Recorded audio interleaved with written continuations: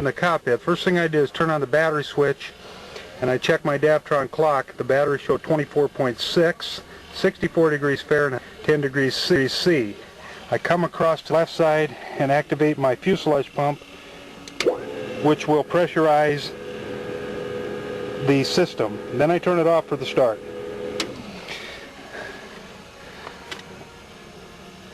Fuselage tank here is showing 70 gallons, which is right. I can fill that by turning on a wing pump or a leading edge pump.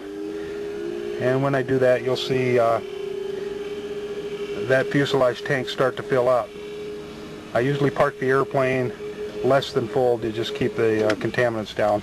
This should have been left back at all times anyway, but that's your high pressure fuel cock. Throttle all the way back for the start, and just panning the systems. Inlet plugs are out, area is clear around, and going to the start mode. Got the into the normal start procedure, the normal position, the battery's on. All I do is throw that up for 2 seconds and the engine will start to move. Okay, here we go. 1 and 2.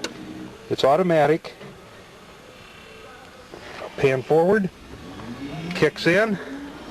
Start watching ITT. When the N1 here gets up to 10% or about there, high pressure cock going forward now. I just threw that forward, throttle's back. There's ignition, and the airplane hasn't been started for 3 months. Watching ITT, shouldn't get over 400.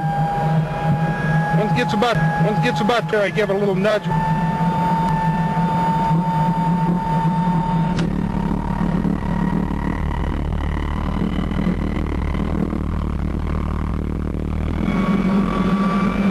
Looks like a good start.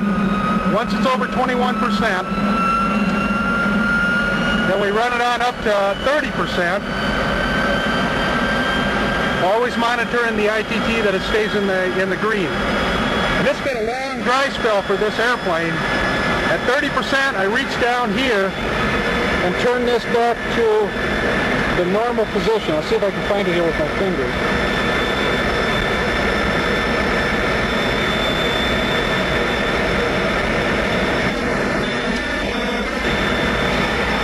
Then you come over to the left, turn on the fuselage pump, turn on the inverters,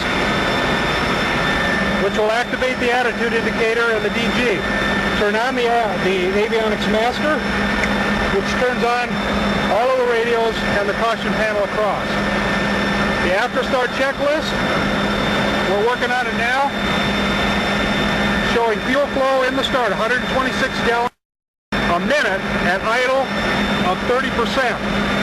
Take it up to 40%. You can see the ITT rise right with it. Check the brakes. Make sure they're working. Hydraulic pump is up. Flaps are up.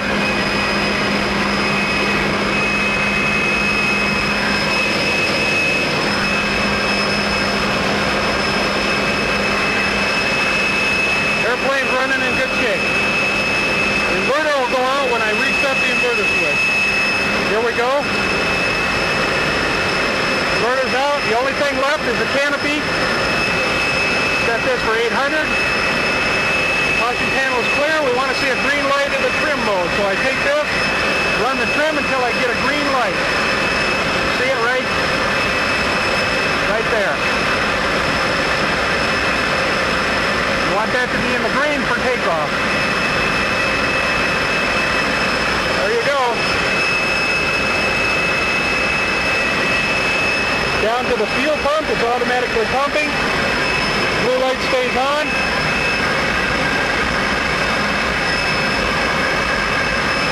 Transponder's on.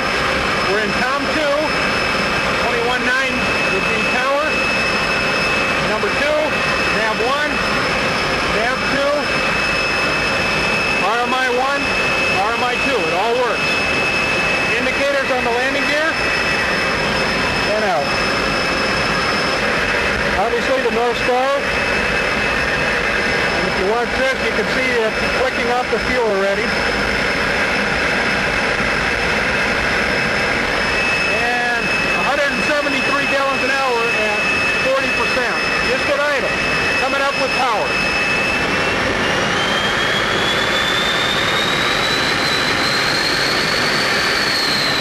And back to idle. And you can see it went up to 355. Reset the attitude indicator. Everything looks real good, John. Out system here, working with the HSI right here. And this is the spot we're thinking about putting a Argus 5000 CE to work off of the North Star. But it all works good.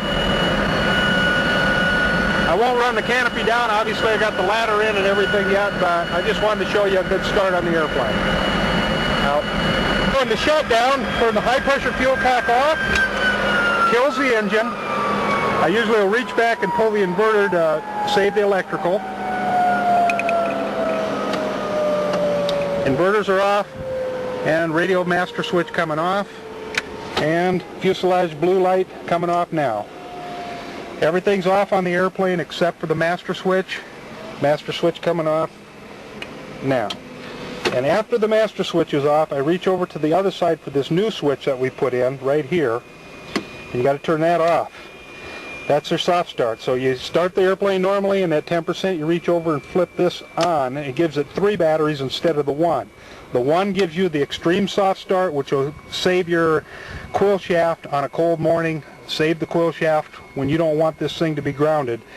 It's a very nice system. All planes ought to have. They just put it in. It's a very nice system. Over. I'm down the ladder, and everything is fine. The airplane is shut down. I am going to put that helmet on and get up and just check radios. But right now I'm just going to stand by and wait for that F-100 to come in. And there it is. Beautiful day, beautiful airplane. All systems are go, and this is after sitting for 3 months without even starting. Just went in and pushed the button. So John, I'm turning the camera on the nose wheel. I'm going to walk up so you can get a view of who I am a little bit and maybe get an impression.